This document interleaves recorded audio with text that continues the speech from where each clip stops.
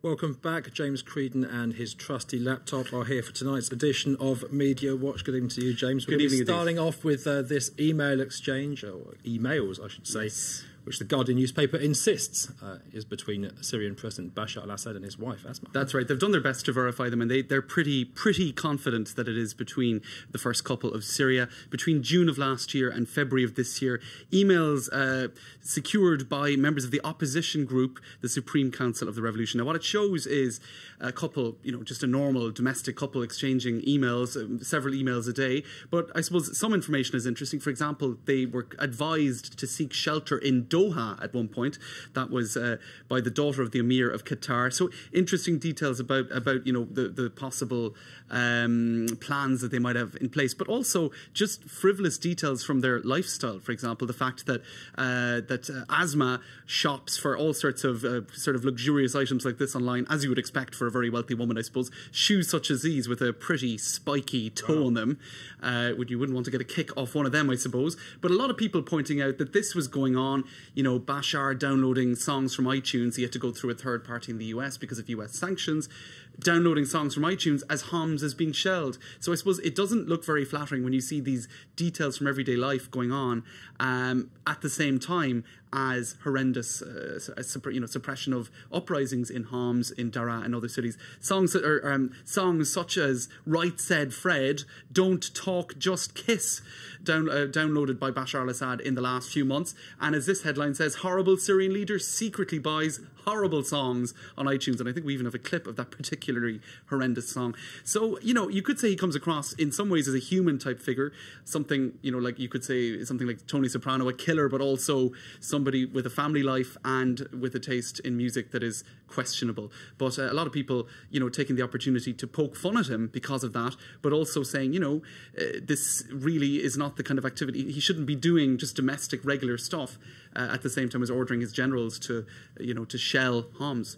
Presidents of the world, check your email security. Let's move on now to Gérard Depardieu, the French actor who's been speaking ill of Dominique Strauss-Kahn and the French in Switzerland. Generally. This was in Switzerland.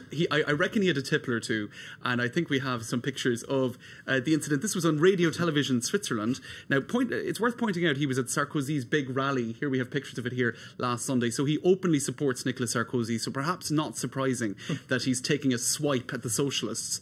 Now, he is due to play Dominique Strauss-Kahn in an upcoming movie. So here's what he said to the journalist when asked about that.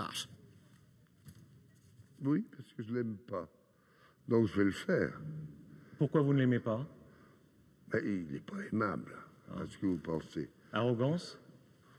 Je pense qu'il est un peu comme tous les Français. Un peu arrogant, oui. Je n'aime pas trop les Français, d'ailleurs. Surtout comme lui. Il est très français, Dominique Strauss-Kahn, pour vous? Pourquoi? Très, très. Il est arrogant, il est suffisant, il est jouable.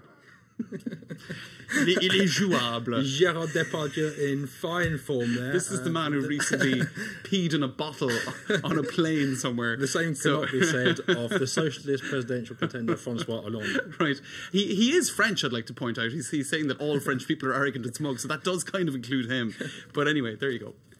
François Hollande. Yes, the next guy. Yeah. There's a photo of him in this morning's Libération, left-leaning paper. Now, it got a lot of attention in the media, people calling it a photo shock de Hollande. Why? Because it is extremely unflattering. Here you can see a close-up of it. He's leaning over notes on a train going, about his campaigning. And what many people have said is it shows how utterly exhausting this campaign is. There was even an article in Le Monde today talking about how tiring this campaign is. But you can see, it's not photoshopped. It's, there's no makeup there. He's not surrounded by supporters, etc. It's just a photograph of a man in a quiet moment looking pretty tired, it has to be said, from profile. Now, what several media observers have been saying is we're so used to seeing pictures such as this, right? This was Sarkozy back in the 2007 campaign. A man of action. A man of action, right? This was on Paris Match, this photo came out, a glossy magazine, and it was photoshopped. It was his I suppose his side, what would you say, his waist, his love handles were made to disappear, right? So we're getting used to seeing, very glossy pictures of politicians, and here, for once, you see a real life photo, and for some reason it shocked people when it perhaps shouldn't.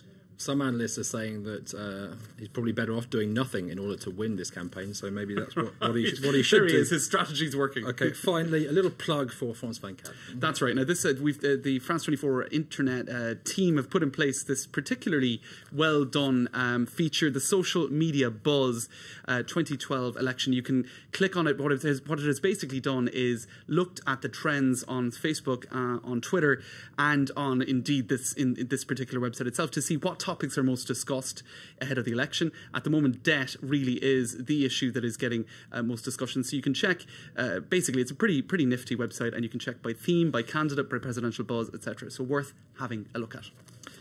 James Creedon, thanks very much for Media Watch.